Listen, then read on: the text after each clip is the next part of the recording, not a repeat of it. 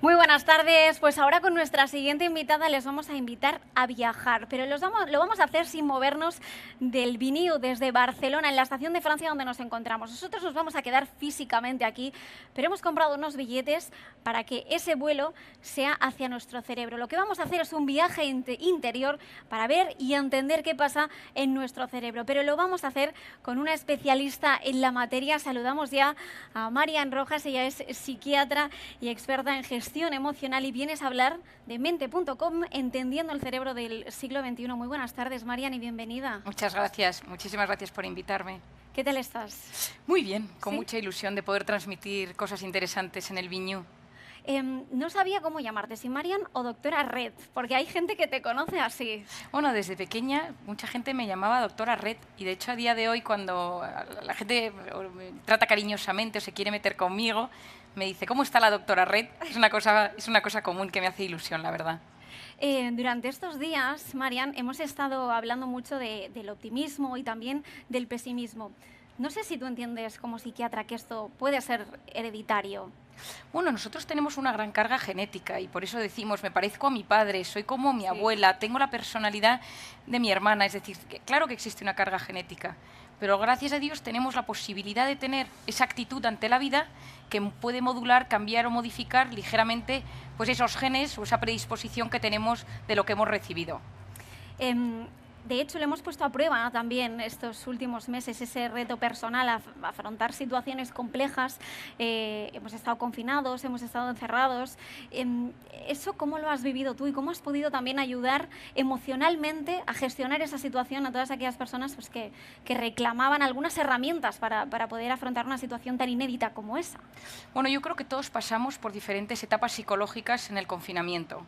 La primera parte de negación, de esto es cosa de los chinos, a la histeria, el miedo, el bloqueo, la adaptación, la tristeza, la apatía. Es decir, una de las cosas que yo he visto importantes es que cada persona entendiera por qué proceso interior estaba pasando durante el confinamiento o su relación con el coronavirus.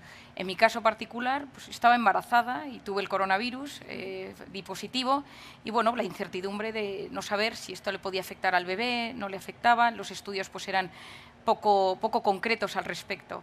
Intentar ayudar apoyando, ¿no? Y acompañando. En este caso, como yo no podía trabajar a pie de calle como me hubiera gustado, acompañaba a muchos médicos que estaban en las UCIs, llamándoles, preguntándoles.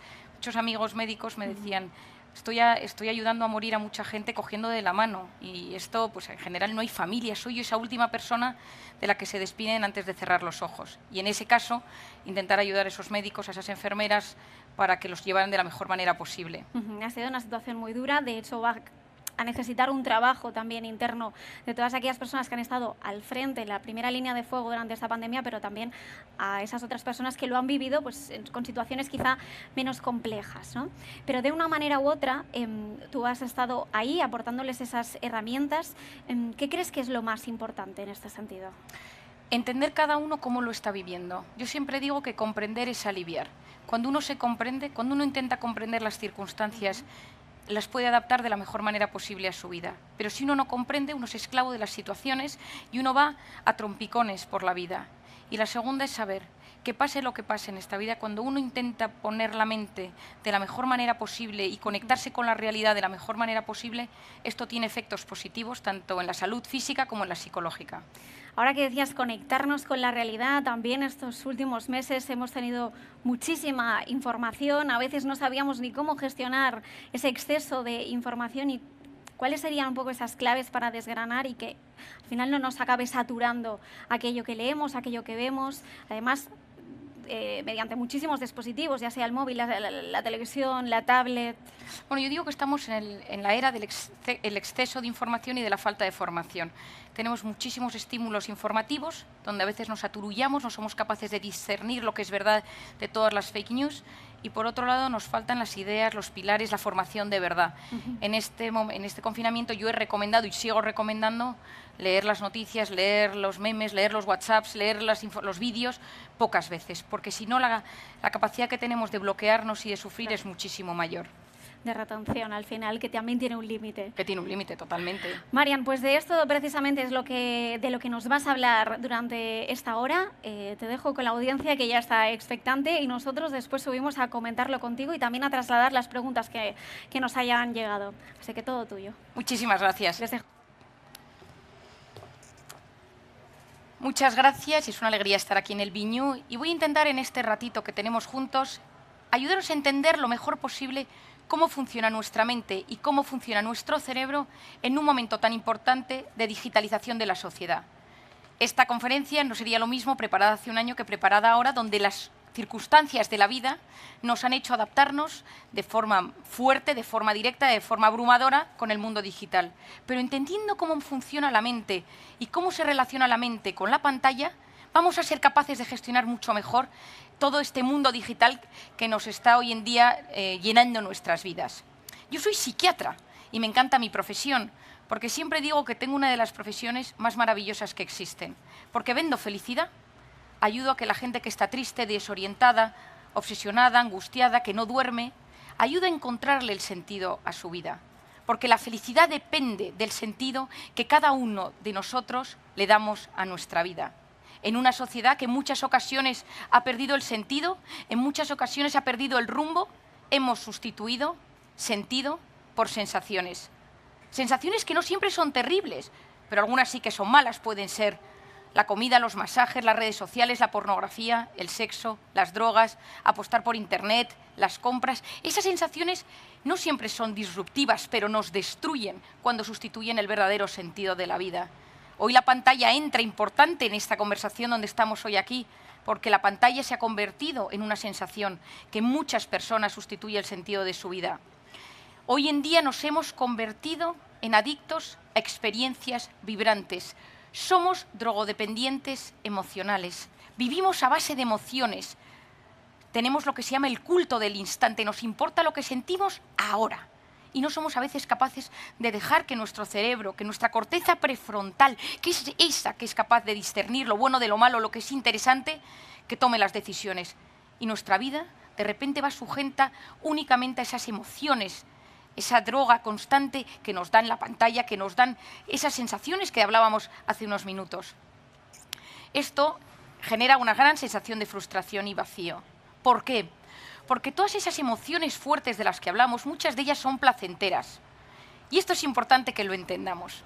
Hace unos años, el cofundador de Facebook, Tim Parker, reconoció en un evento médico en Filadelfia, dijo: creamos Facebook para generar adictos. Y reconoce, nos dimos cuenta de la vulnerabilidad del ser humano, de la necesidad que tiene el ser humano de sentirse querido, apreciado, reconocido, porque no olvidemos que nada motiva tanto al ser humano como sentirse querido, sentirse amado, sentir que importa a los demás, y crearon el botón like, y crearon Facebook. Hoy en día, y recomiendo hoy, a pesar de que esto lo estáis viendo a través de una pantalla, y es una de las cosas buenas que tiene el mundo digital, que veáis el documental de Netflix, The Social Dilemma.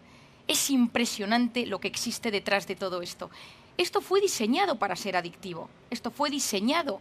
Y esto es importante entenderlo por una razón. Cada vez que uno consume heroína, cocaína, marihuana, alcohol, mantiene relaciones sexuales, ve pornografía, todo eso genera placer. Y el placer está modulado en nuestro cerebro por una hormona, que es la hormona de la dopamina. La dopamina funciona de esta manera. Si yo quiero tomarme una copa, mientras estoy imaginándome cómo me voy a ir a tomar esa copa con unos amigos a un bar, automáticamente empieza a subir el pico de dopamina. Llega a su punto más alto, donde consumo el alcohol, y luego la dopamina va bajando hasta que genera una sensación de vacío, que todos conocemos, donde quiero más. Así funciona la dopamina. Se activa cuando yo empiezo a tener ganas de consumir algo, tiene su pico más alto cuando lo consumo, y cuando lo dejo de consumir, tengo necesidad de seguir consumiendo. Pues cada vez que yo recibo un like, cada vez que yo tengo interacciones en las redes sociales, donde yo me siento querido, donde hay todo ese feedback de has recibido esta información, tienes un mensaje, esto te puede interesar, esos likes, esas notificaciones generan en mí chispazos de dopamina. Es decir, esos chispazos de dopamina generados por todo esto, el mundo digital, tiene un funcionamiento muy similar al consumo de las drogas. Tanto es así que a día de hoy los psiquiatras trabajamos con la adicción a la cocaína con fármacos muy similares que utilizamos con las adicciones a las redes sociales o a la pornografía o a los videojuegos. porque el mecanismo de acción es muy similar. Pero ¿qué genera ese vacío? ¿Qué genera ese vacío que tenemos cuando dejamos de consumir? Frustración y vacío. Ese vacío, esa sensación de que nada vale. Y volvemos al principio, ¿dónde está el sentido de mi vida? Porque no lo encuentro. Y entonces necesito buscar más, necesito más y lo pienso. Una de las ideas que yo más he repetido a lo largo de mi libro, de mis vídeos, de mis conferencias, de mis artículos, y que alguno quizá os suene, es que cada vez que yo tengo un pensamiento, ese pensamiento tiene un impacto directo en mis células, en mis genes, en mi organismo, en mi mente. Es decir, el que yo piense sobre algo en negativo tiene el mismo impacto que cuando eso me sucede en la realidad. Si yo estoy aquí y de repente ahora alguien grita fuego, porque empieza a haber un fuego, todos los que estamos aquí, que somos muchos, salimos corriendo porque de nuestro cerebro se activa una hormona, que es la hormona del cortisol, que va a las glándulas suprarrenales y esa hormona nos hace salir corriendo o luchar, si fuera lo que aparece aquí un león. Es decir, mi sistema de supervivencia se activa ante una alerta o una amenaza. Pero si yo, Marian Rojas, estoy aquí de pie hablando y empiezo a pensar, ¿y si hay un incendio? ¿Y si yo estoy aquí, cómo saldría corriendo? Y toda esta gente, ¿y si me quemo? Y empiezo a agobiarme con esa sensación, solo con pensarlo se activa el mismo mecanismo de alerta. Es decir, se activa el cortisol.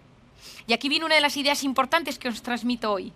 Mi mente y mi cuerpo no distinguen una amenaza real de una imaginaria.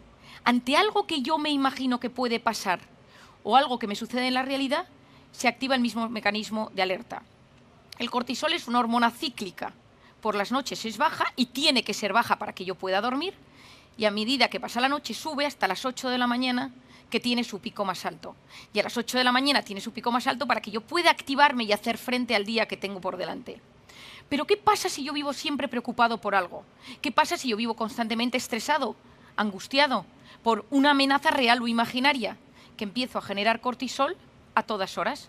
Empiezo a generar cortisol y entro en ese estado de alerta, en ese estado de amenaza constante que tanto me perjudica. Y a la larga yo lo llamo la intoxicación de cortisol. Es decir, en vez de que las sustancias que circulan por mi sangre sean las sustancias buenas, serotonina, oxitocina, es decir, las moléculas buenas, las que me ayudan a sentirme mejor, lo que yo voy a empezar a tener en mi sangre es ese cortisol que a la larga me enferma, que me inflama, que me enferma, que me genera irritabilidad, que me genera depresión, que me genera todos esos estados de intranquilidad que conocemos.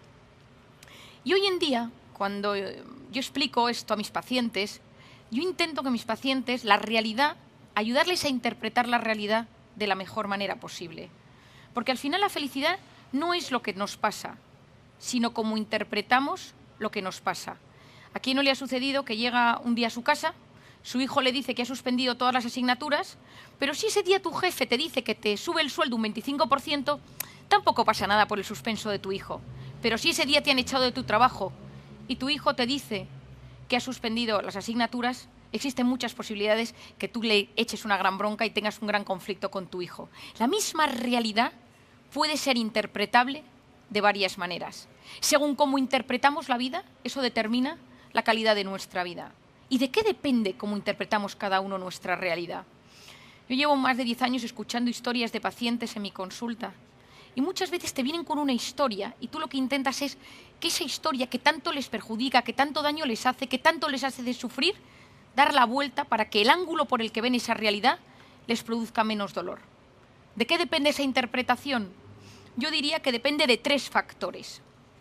El primero depende de lo que denominamos el sistema de creencias. Todos nosotros tenemos ideas prefijadas en nuestra mente sobre cómo deben de ser las cosas, cuánto dinero quiero ganar, cómo deben de ser las relaciones con mis amigos, cómo debe ser todo lo que me rodea, cómo debe ser la política, la religión, los temas éticos. Es decir, en general, somos poco indiferentes a lo que sucede a nuestro alrededor. Y aunque nos consideremos las personas más tolerantes, siempre hay una activación en nuestra mente a algo positivo o negativo según lo que nos rodea. Muchas veces interpretamos la realidad de forma como si fuera una amenaza por nuestro sistema de creencias limitante o porque nuestro sistema de creencias nos impide tener las miras un poco más abiertas para poder interpretar las cosas de mejor manera. Primero, el sistema de creencias. Lo segundo, el estado de ánimo. Si yo estoy triste, todo me parece mucho peor. ¿Y de qué depende mi estado de ánimo? Depende de cómo duermo. Ojo, importantísimo. Por las noches, mis neuronas, todo mi sistema nervioso se recupera para que mi cerebro funcione mejor al día siguiente. Depende de si consumo drogas, por supuesto. Depende de las circunstancias. No es lo mismo vivir en plena pandemia que vivir en un momento de la historia donde pues, la situación era mucho más relajada. Depende de la bioquímica y de las enfermedades que tengamos. Hoy en día sabemos que hay muchas enfermedades físicas que tienen un componente psicológico, desde problemas de tiroides, el colon irritable, enfermedades más graves, algunas enfermedades neurodegenerativas, el cáncer. ¿Qué más influye en el estado de ánimo? Influye la actitud. ¿Qué es la actitud?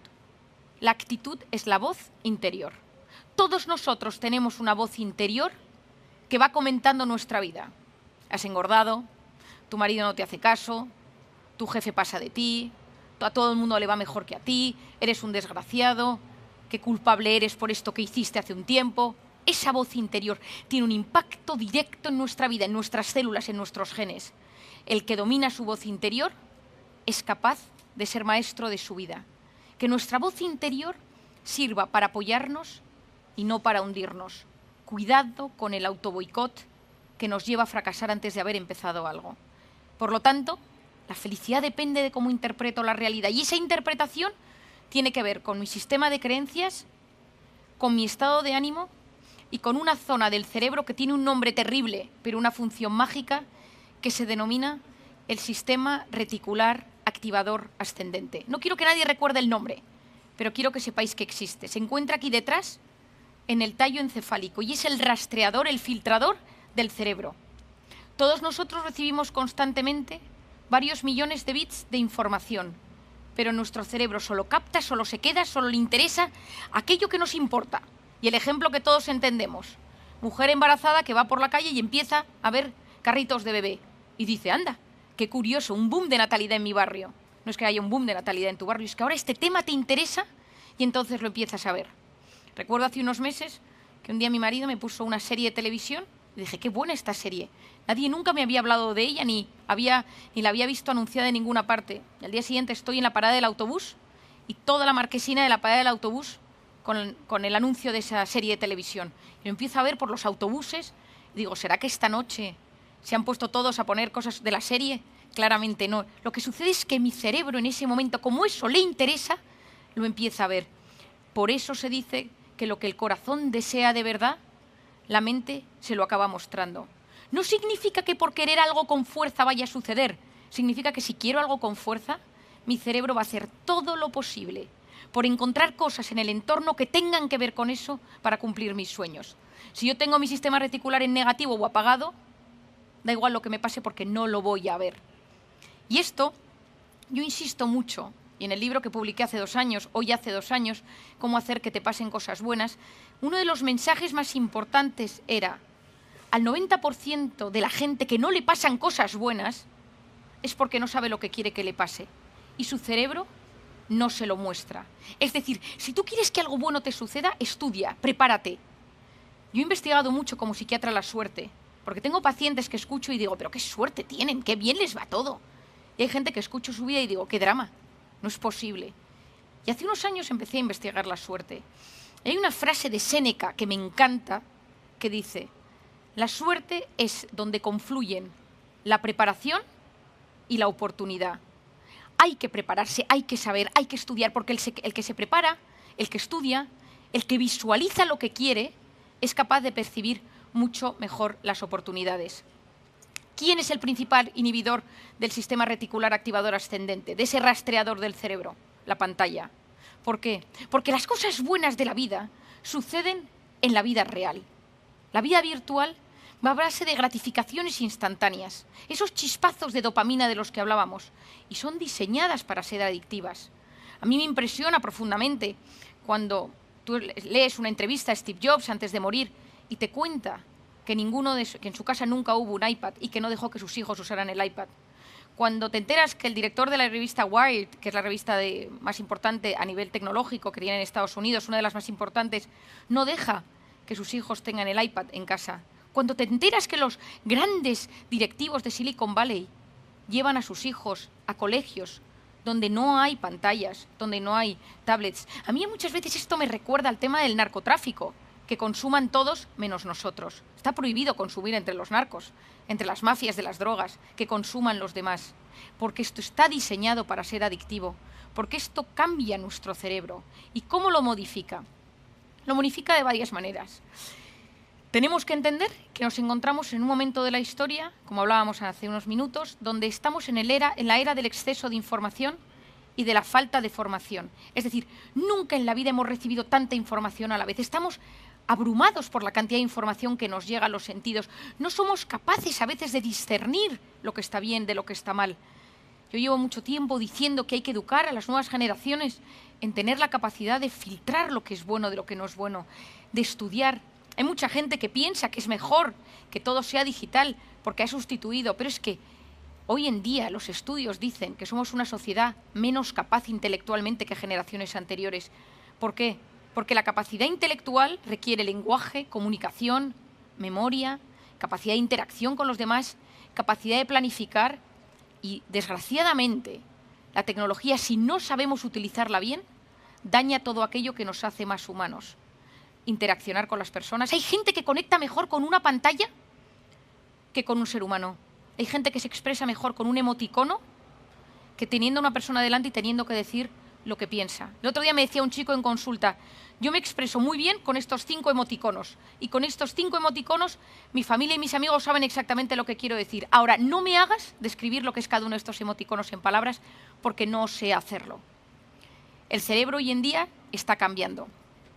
¿Cuándo miramos cada uno de nosotros nuestro teléfono? ¿En qué momento? En 3 circunstancias, generalmente. La primera es cuando trabajamos, la dejo aparte, y hay otras 2, que son el estrés y el aburrimiento. ¿Quién no se ha visto en la parada del autobús? Coge el teléfono, esperando para entrar en el médico, coge el teléfono, se enfada con su marido, su mujer, su pareja, su padre, su madre, y de repente coge el teléfono. ¿Por qué? Porque fueron diseñadas las aplicaciones para aliviar. Es decir, la aplicación, la pantalla fue diseñada para generar alivio en nosotros mismos y todos hemos experimentado ese momento en el que estamos cansados, estresados, no podemos más y necesitamos la pantalla, sea meternos en un portal de noticias para ver deportes, sea en una página para comprar ropa, sea en una red social de fotos, en Instagram, Snapchat, la que sea, porque de repente no sabes por qué, te sientes mejor. ¿Por qué? Porque esto está diseñado para aliviar. El estrés y el aburrimiento son básicos en el ser humano. Yo esto muchas veces lo explico a los padres cuando me preguntan información sobre sus hijos. Y una de las cosas que les digo, que para mí es súper importante, es que las personas que hoy en día triunfan en la vida, y cuando digo triunfan es que son dueños de su vida, que mantienen un cierto equilibrio interior, que conectan de forma sana con lo que les sucede, son las personas que saben gestionar su estrés y su aburrimiento. ¿Por qué? Si tú a tu hijo le dejas que tenga un teléfono desde muy pequeño, es como si tú le estuvieras poniendo un minibar en su cuarto y le dijeras cada vez que estés aburrido o estresado, no te preocupes que puedes tomarte una copa, una cerveza, un chupito. A que todo esto nos parece que es algo como excesivo. Bueno, pues la pantalla genera un proceso similar, pero en los adultos pasa lo mismo.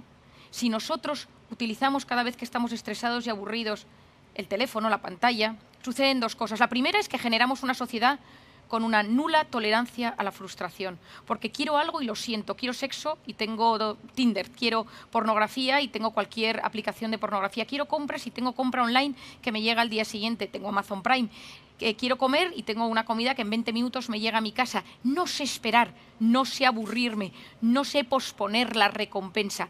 Es la era de la inmediatez. Y las 2 únicas cosas que en esta vida dan felicidad, o lo más parecido a la felicidad que podemos encontrar en este mundo, tienen que ver con el amor y con el trabajo. Y ni el amor ni el trabajo son cosas inmediatas, de gratificación instantáneas, sino que requieren esfuerzo, constancia, voluntad, cariño, dedicación, es decir, tiempo y capacidad de posponer esa recompensa. Si nosotros queremos ser eso que llamamos felices en esta tierra, tenemos que aprender a posponer la recompensa. ¿Qué es posponer la recompensa? Y aquí os pongo esta imagen donde veis un cerebro. Esa zona delantera del cerebro se denomina la corteza prefrontal. La corteza prefrontal es básica y me encantaría que los que me estáis escuchando os quedaréis con esto que os voy a explicar. La corteza prefrontal es la zona que se encarga de la atención, de la concentración, de la resolución de problemas y del control de impulsos. Es decir, se encarga de casi todo en esta vida. Es la que nos ayuda a tener fuerza de voluntad, es la que nos ayuda a prestar atención, es la que nos ayuda a superar las dificultades porque vemos las posibles soluciones. Cuando un bebé nace, la corteza prefrontal del bebé es completamente nula, es decir, es como si dijéramos inmadura. El cerebro se desarrolla desde la parte de detrás hacia la parte de delante. ¿Con qué se activa la corteza inmadura de un bebé? ¿Con qué se activa la corteza prefrontal de un bebé? Con 3 cosas: luz, sonido y movimiento. Yo ahora que tengo un bebé lo veo, cuando tú pasas con el bebé, le pones una música, ve pasar a alguien, le pones unas lucecitas y el bebé gira su cabeza, es decir, su corteza prefrontal se activa. Pero ¿qué quieres tú de tu hijo? ¿Qué queremos de ese bebé? ¿Qué queremos de los niños hoy en día? Que a medida que se va desarrollando esa corteza prefrontal, ese niño también sepa prestar atención, es decir, su corteza prefrontal se active ante objetos inmóviles, ante cosas que no son luminosas, ante cosas que no tienen un gran estruendo, es decir, que ese niño pueda prestar atención a un profesor, pueda escuchar una conversación con su padre, esté sentado en la salita de espera del médico de forma calmada, es decir, que tenga bien asentada su corteza prefrontal. ¿Qué sucede si tú a ese bebé le das una tablet? Si tú a ese niño le das un teléfono. ¿Qué es la tablet? ¿Qué es el teléfono? Luz, sonido y movimiento. Y nuestro cerebro funciona con un mecanismo que se denomina use it or lose it. O lo usas o lo pierdes. ¿Quién de los que me estáis escuchando, desde que tiene teléfono y que todo lo mira por internet, ha mejorado en su memoria? Ninguno. Porque a medida que nosotros utilizamos Internet, Wikipedia para todo, nuestro hipocampo, que es la zona del cerebro que se encarga del aprendizaje, se va haciendo más pequeño. ¿Quién de nosotros se orienta mejor ahora que hace 10 años? Ahora que tenemos Google Maps, Waze o cualquier aplicación para ubicarnos en el mapa. Ninguno. Porque nuestro cerebro, cuando menos lo estimulas desde dentro, las zonas de ese cerebro se empiezan a atrofiar y a funcionar peor. Pues con la corteza prefrontal sucede lo mismo. Si yo solo activo la corteza prefrontal con luz, sonido y movimiento externo, mi corteza prefrontal no va a madurar de la forma adecuada. Y lanzamos una generación, que es la generación que estamos viviendo, con nula capacidad de prestar atención, ninguna capacidad de concentración, con una con cero tolerancia a la frustración, con mucho descontrol de impulsos, y tenemos a un 10% de la población del primer mundo tratada psiquiátricamente con medicamentos para el trastorno por déficit de atención e hiperactividad. Déficit de atención y falta de control de impulsos. Es decir, falla mi corteza prefrontal. Es decir, esa corteza prefrontal que es básica para posponer la recompensa, para ser capaces de tomar decisiones, la vamos teniendo cada vez con un peor funcionamiento. Los que triunfan hoy en día son los maestros de la atención. El siglo XXI lo que tenemos son crisis de atención, donde no somos capaces de prestar atención. De hecho, lo que hoy en día mueve el mundo no son las drogas, las mafias, las farmacéuticas, las armas, que también, sino la capacidad de retener la atención del usuario el mayor tiempo posible en una pantalla. Y cuando tienen nuestra pantalla y nos tienen cogidos, a nosotros nos van deteriorando. Leía el otro día en un libro que se acaba de publicar, interesantísimo, que se llama Cretinos Digitales, que decía el autor que volvió a coger los libros de los 5, seguro que muchos de vosotros lo habéis leído, de Enid Blyton, y lo volvió a leer y no le gustó nada.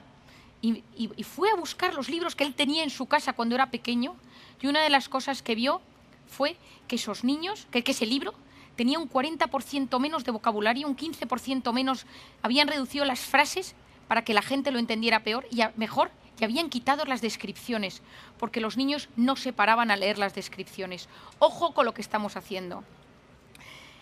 Me diréis, ideas. Yo os recomendaría como psiquiatra, y lo que estoy intentando recomendar un poco a todo el mundo que creo que nos puede ayudar para fortalecer nuestro cerebro, porque necesitamos llegar con un cerebro lo mejor posible a nuestra vejez. Porque los datos de futuras demencias, de problemas cognitivos, de depresiones, de trastornos mentales, va increciendo en los últimos años. Lo primero, quitar las notificaciones, que nada se encienda en mi teléfono. Si yo quiero algo, soy yo quien me meto en el teléfono, no el teléfono quien me dice que me tengo que meter, porque si no es el teléfono quien me domina, es la pantalla. La corteza prefrontal me tiene completamente aplanado, nula creatividad, nula capacidad de responder a los estímulos, es decir, si yo consiguiera que una décima parte de los que me escuchéis quitaras las notificaciones, los primeros días miraréis muchísimo más el teléfono y a los 4 o 5 días os daréis cuenta que vivís muchísimo más en paz. Lo segundo es disminuir el uso de la red social más activa, que suele ser Instagram. Que de repente digamos, máximo 15 minutos, media hora, una hora, según cada uno al día. ¿Por qué? Porque nadie se mete en Instagram para mirar una foto en particular de una cosa, sino que está diseñada para engancharnos cada vez más. Ya sabemos que a través de la dopamina, de la gratificación instantánea, que está diseñada para ser así. La tercera es intentar poner de vez en cuando el modo avión. Yo soy de la teoría, bueno, y esto estaréis muchos de acuerdo, que nada nos gusta más que cuando estás con una persona y notas que esa persona tiene todos los sentidos puestos en ti, que esa persona te está escuchando a ti, solo a ti, y tiene toda tu atención puesta. Eso nos encanta. Hoy en día sabemos que cuando tenemos el teléfono en la mano y estamos hablando con alguien, la persona con la que estás hablando nota una sensación de ligero abandono. Esto se está viendo con los niños. Los estudios empiezan a decir que los niños sienten abandono por parte de sus padres siempre que tienen el dispositivo. Seamos capaces de soltarlo para dar buen ejemplo a nuestros hijos y que noten que estamos con ellos. Para eso, una de las frases que más repetí en el confinamiento fue: si no puedes salir fuera, métete dentro. Y analiza tu interior, conecta con tu interior, medita, reza si tienes creencias, busca lo mejor que llevas dentro. Hoy en día todo está fuera, no tenemos tiempo para frenar, para parar, para analizar nuestro interior. Y muchas veces si cortamos esa hiperestimulación, ese exceso de información que nos llega, alcanzamos la serenidad. Y no conozco a nadie, yo he leído mucho a lo largo de mi vida, que haya descubierto nada importante en un momento frenético de hiperactividad o de hiperestimulación. Tanto alguien que estaba debajo de un árbol y vio cómo caía una manzana, Aristóteles paseando por los jardines de Grecia. Todos los grandes descubrimientos de la historia han sido en momentos de paz, de serenidad, en momentos de calma. Quien logra serenidad en lo pequeño adquiere fortaleza para la adversidad. Me parece importante que podamos hoy en día entender que nuestra mente es poderosa, que tenemos muchísimas capacidades para lograr cosas buenas, que la pantalla fue diseñada para acercarnos a los demás, pero hoy en día está en manos de unos tipos que lo que quieren es ganar mucho dinero. Y por lo tanto nosotros tener conocimientos para lograr lo mejor, para informar a nuestros hijos, informarnos nosotros, no ser adictos, que ya hay una parte de la población adicta a la pantalla, y todo lo que podamos conectar en el tú a tú con las personas, que no sustituye ese tú a tú el mundo digital. Quiero terminar con una frase, con una idea. La pantalla es buena siempre y cuando seas tú quien eres el capaz de controlarlo, de diseñar para qué lo necesitas y que notes que no te tiene arrastrado, que no te mete en un estado de ansiedad y de depresión. Un porcentaje bastante grande de los problemas hoy en día en adolescentes y en jóvenes viene derivado por un mal uso de las redes sociales. Muchísimas gracias y espero que estas palabras os ayuden a conectar mejor con este mundo apasionante que es el mundo digital. Marian, muchísimas gracias. A partir de lo que contabas, ¿crees que deberíamos ir hacia una regulación de las redes que quizá ahora mismo pues, no se está teniendo tan en cuenta, atendiendo a los problemas que nos va a acarrear, como tú defendías ahora? A mí me encantaría. Leí el otro día que Taiwán está limitando el uso de los videojuegos a partir de unas horas en las casas, etc. Yo creo que las autoridades lo que tienen que hacer es alertar, que luego los padres al menos sepan cómo son las cosas, o que nosotros mismos, porque si alguien escucha esto y dice, vale, a pesar de lo que le he escuchado a Marian, yo quiero seguir haciendo lo que estaba haciendo. Quiero seguir enganchado, la media de 5 horas, que es la media que hoy en día están en la media de los jóvenes y adultos que estás delante de una pantalla, pero que al menos sepas y entiendas por qué te concentras peor, por qué prestas menos atención a las cosas, por qué te das cuenta de que estás leyendo un documento y no te enteras, lees una noticia y se te olvida, tienes la memoria en otro lado, y uno cuando lo entiende es capaz de tomar la decisión. Pero a mí me encantaría que esto se regulara, que los gobiernos, que los que nos dirigen entendieran estos temas, porque claro, es que aquí hay mucho dinero en juego. Esto fue como el tabaco. Tardamos mucho en darnos cuenta, bueno, tardaron mucho en darse cuenta que el tabaco era malo y luego ya pues el daño estaba hecho y es muy difícil recular. Volver atrás, claro. Ponías una previsión, de hecho. El mundo en 2050 probablemente la tecnología se haya apoderado de gran parte de la sociedad. Es que para eso ya no nos queda nada. Y luego tendremos que hacer el trabajo inverso. Bueno, efectivamente, porque nosotros tenemos que aprender, tenemos que conectar. Estamos viendo el tema de las fake news, el daño que está haciendo. O sea, es decir, yo en el confinamiento he recibido tal cantidad de información sobre remedios para no coger el coronavirus, para curarte de golpe. El virus, hay 100 teorías distintas. Cada día te levantabas con una teoría distinta, pero no hay nadie que regule la información. No, hay los portales de verificación para eso. Efectivamente, pero también al final dices, esos portales, ¿en qué se basan? Es decir, y que la gente... Yo lo que estoy intentando hoy en día es decir, oye, que tengas criterio, que tengas las ideas claras, que no todo sea... Y una de las cosas que leo mucho cuando leo las noticias, yo leo una noticia y leo los comentarios. Me interesa mucho el comentario de la gente, ¿no? Es una de las cosas que te ayuda a entender cómo está el ánimo de la gente con respecto a ese tema. Y te das cuenta que las noticias tienen una gran parte de sensacionalismo. Es decir, o sea, buscas constantemente, y vuelvo al principio, porque somos adictos a la emoción. Somos adictos a experiencias vibrantes. Todo lo que nos gusta es esa emoción, esa parte sensacionalista, y nos cuesta mucho bajarlo a la tierra y decir, pero vamos a ver, ¿esto tiene pies y cabeza? ¿Esto es razonable? Y claro, al final hay que volver a las bases, a los principios, y por eso hay que estudiar, y por eso hay que memorizar, porque nuestros antepasados y en la historia ha habido muchos momentos de crecimiento, y me parece interesante, quizá una cosa que no he dicho, porque hay mucha gente que me dice, bueno, Marien, pero si el cerebro se adapta rápidamente.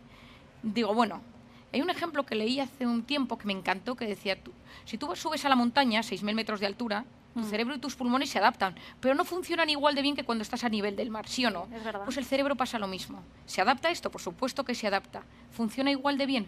No funciona igual de bien. Pero aquí también se abre un gran debate, que es la tecnología te merma las capacidades, se puede acabar mermándote esas capacidades, porque decías, no tenemos tanta atención, existe ese déficit de atención, no podemos concentrarnos, y todo eso, no tenemos tanta memoria, no sabemos guiarnos, necesitamos Google Maps. Al final, la tecnología, hemos hablado muchísimo que está para avanzar, pero en algunos momentos tendremos que parar para ver cómo nos repercute también a nosotros. Bueno, y es que es lo interesante, porque claro, la tecnología, fíjate, yo pensaba, cuando yo estudié la carrera, que fue hace unos años, pero tampoco millones de años, claro, no había, pues tenías PowerPoint y ya te parecía que era una cosa como muy moderna, ¿no? Ya no digo nada de las clases por Zoom que estamos viviendo hoy en día. Pero claro, nadie se ha parado, porque como todo cambia con tanta rapidez, nadie se ha parado a pensar, bueno, y hay voces en todas partes, y por eso recomiendo a todo el mundo que vea el documental de Social Dilemma, donde Tristan Harris, que ha trabajado en las grandes empresas de Silicon Valley, le llaman lo más cercano que Silicon Valley tiene a la conciencia, ¿no? Y él dice, por Dios, que alguien se entere que es que hay unos tíos por detrás que esto lo están avanzando, ¿no? ¿Cuál es el problema? Que cada uno de nosotros tenemos que intentar sacar lo mejor de nosotros mismos. Claro, si nuestra cabeza cada vez rinde peor, nos damos cuenta que memorizamos peor. Yo hace 10 años estuve en un debate, yo era una niña, recuerdo que nadie me escuchaba, pero un debate sobre si era necesario estudiar de memoria o no. Entonces estaba desde Marina, José Antonio Marina, y había mucha gente de diferentes ámbitos de la vida, y había gente que decía, pero ¿para qué memorizar si lo tienes todo en Internet? Y otro levantó la mano y dijo, y si estás en un sitio sin cobertura, y el que defendía la postura decía, es que en unos años todo el mundo tendrá cobertura, ¿no? Entonces, una de las cosas que explicábamos dos personas más y yo, es que no hay nada en esta vida que ayude más que saber, que tener memoria de cómo se hacen las cosas, de lo que son las cosas, para poder buscarlas. Porque si no sabes nada de nada, buscar es todavía más complicado. El último estudio PISA y de la Comisión Europea sobre educación, una de las cosas que dice es que los jóvenes hoy en día cada vez buscan peor en Internet. Claro, pensábamos que buscábamos, a mí me ha sorprendido porque este dato. Faltan esas palabras clave.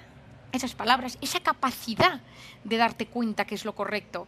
De todo lo que te llega, si tú ahora dices, bueno, me quiero ir, ojalá pudiéramos, ¿no? Me quiero ir a Tailandia, ¿no? Voy a sacar un billete, mejores lugares de Tailandia y tal. Está en la cantidad de información que te llega, que lo más sencillo es llamar a alguien que haya estado en Tailandia y decirle, oye, pásame la guía. Pásame la guía. Oye, claro. ¿qué eran las cosas, no? Yo, el año pasado hice un viaje fuera y me compré la guía en papel, porque era tal la cantidad de información que encontraba en Internet que no me aclaraba qué era realmente lo importante. Entonces, intentar, por eso yo recomiendo mucho leer, porque la lectura hoy en día, mi padre tiene una frase que me encanta que dice, la lectura es al cerebro lo que el ejercicio físico es al cuerpo. Y hoy en día sabemos que cuando uno lee en papel, uno activa unas zonas de su cerebro que son muy completas y que ayudan a memorizar. Pero cuando uno lee en tablet, en ordenador, uno lee en F, y se queda y activa solo la parte de la memoria superficial. ¿Quién no le ha pasado? Que a veces dice, si me tengo que enterar de algo, lo imprimo. Sí. Y lo tienes que imprimir, porque si no, no te enteras bien. Claro. Porque esto es de esta manera. Bueno, sí, a mí en el confinamiento también me ha pasado. Me ponía a leer y me costaba muchísimo concentrarme. O me daba cuenta que estaba leyendo la misma página durante 2 veces el mismo rato. ¿Y esto hace 10 años no te pasaba? No. Yo lo explico mucho a la gente que digo, tú antes leías una novela y ahora tu cerebro de vez en cuando te va recordando, porque es una cosa que te dice, mira, haz, y entonces estás disperso. Y claro, cuando tú consigas enfocarte en algo de forma concreta, claro, es que eres imbatible. Si tú estás haciendo lo que sea, pero bien concentrado, no te gana nadie. Pero hay un investigador en Stanford que estudió si existe o no existe la multitarea. Si existe o no existe la capacidad de hacer dos cosas a la vez. Y llegó a la conclusión de que no es que no podamos hacer dos cosas a la vez, sino que perdemos un 70% de eficiencia. O sea, yo cuando leí sus datos en Internet, y luego tuve un libro que me leí, te quedas abrumado. Dices, ay, yo que pensaba que estaba haciendo 7 cosas, en verdad no estoy haciendo ninguna bien. Y él denomina la multitarea, lo llama la alternancia continuada de la atención, que vas cambiando el foco de la atención de una cosa a la otra, pero no lo estás haciendo con la misma precisión con la que harías solo una. Pero es que hoy en día nos cuesta mucho solo hacer una. Claro, eso te iba a decir, que todo nos lleva a hacer muchas tareas a la vez.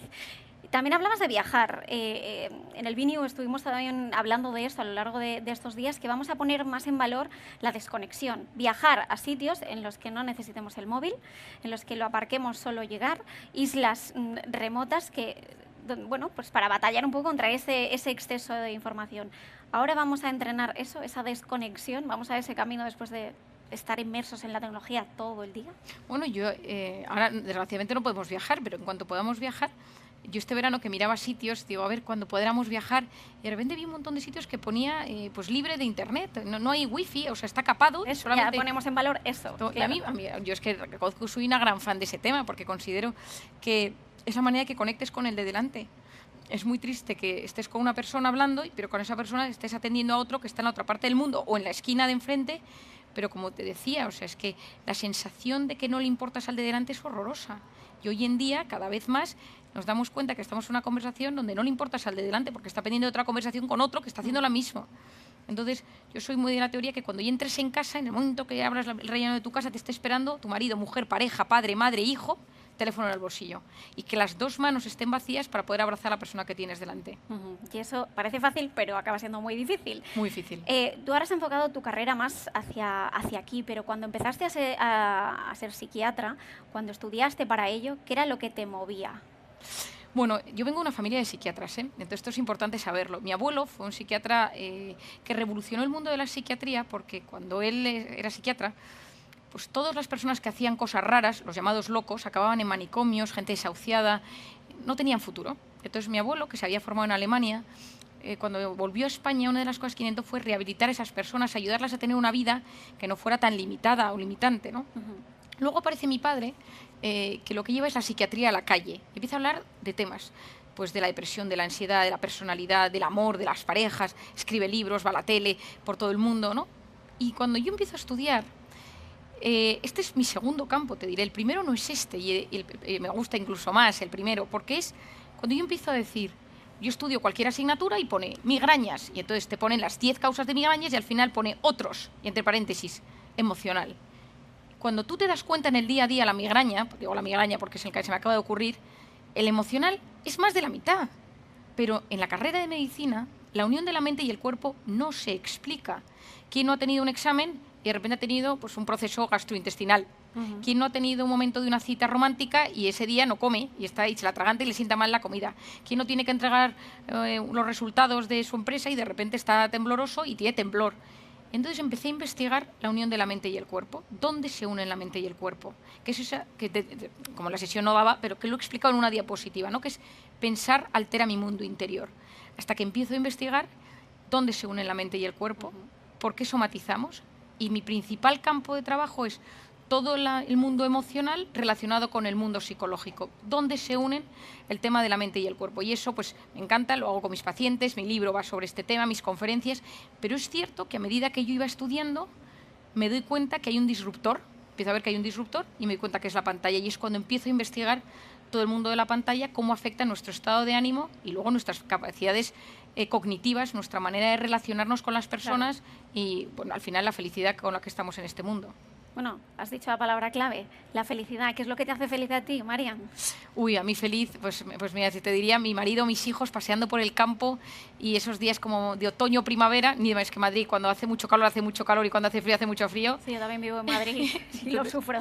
Esos extremos, ¿no? Pero ese momento que llega la primavera y que me voy al campo con ellos, que vamos muchísimo al campo de excursión, y me voy con los 4 y no hay hora, no hay hora de vuelta y, pues, y siempre pienso que por muy grave que sea algo, que puede ser que le pase algo a mis padres o a mis hermanas, pero sé que en ese momento mi núcleo está fuerte y ahí es como que yo recupero la energía para mi día a día. Pues muchísimas gracias, Marian, por compartir este rato con nosotros, esta charla, todo un aprendizaje. Y nada, pues seguiremos de cerca también tu evolución, a ver qué pasa con las pantallas, a ver si realmente llegamos a esa regulación. Sería sobre todo, al menos, concienciar a la gente, que yo creo que es importantísimo. Pues nos quedamos con eso. Marian Rojas Estapé, psiquiatra especialista en gestión emocional. Hoy hemos hablado de eso, mente.com, entendiendo el cerebro del siglo XXI. Gracias por acompañarnos. Gracias a ti. Nosotros cerramos aquí este espacio y enseguida volvemos con un nuevo panel.